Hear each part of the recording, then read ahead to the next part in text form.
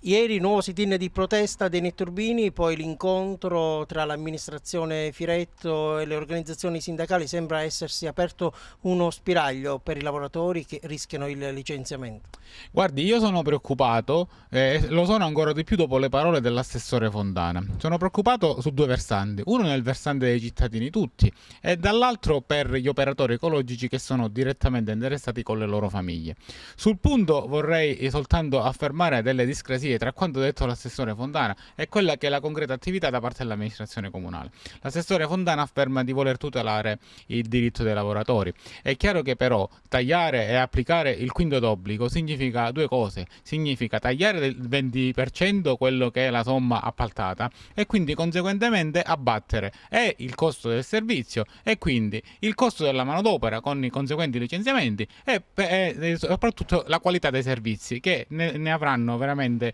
effettiva e ne avranno un effetto negativo nei confronti di tutta la cittadinanza e di tutto il territorio agrigentino. Per cui io non riesco a comprendere, è troppo facile andare ad applicare il quinto d'obbligo, sarebbe roba facile per tutti coloro che si sentono all'interno di quella sedia e andare ad applicare una riduzione della tariffa e attraverso una riduzione del quinto d'obbligo e quindi dell'appalto. Quali sarebbero allora secondo lei le soluzioni alternative? Ma guardi, io credo che la problematica vada ricondotta su due diverse aree. Uno, l'area dell'evasione. Fino ad oggi l'assessore Amico ha parlato di favole e parla di linee guida per il recupero dell'evasione, ma in realtà ad oggi l'evasione sulla Tarsu non ha avuto effetto benefico nei confronti delle tasche ai cittadini perché non è stato recuperato nulla, perché non si è dato vita ad una attività amministrativa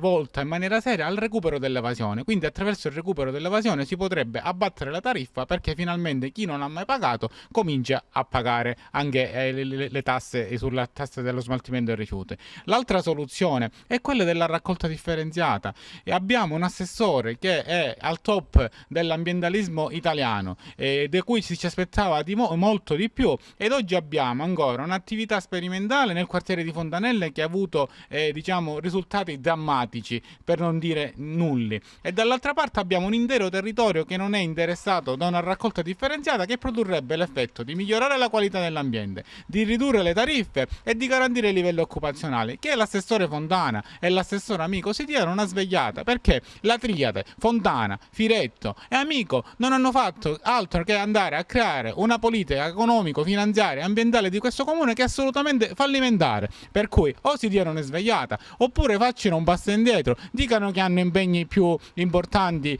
da seguire rispetto alla città di Agrigento e si mettano da parte e si apra finalmente un dibattito e una condivisione nei contenuti col Consiglio Comunale, che è l'organo supremo che è stato eletto direttamente dai cittadini.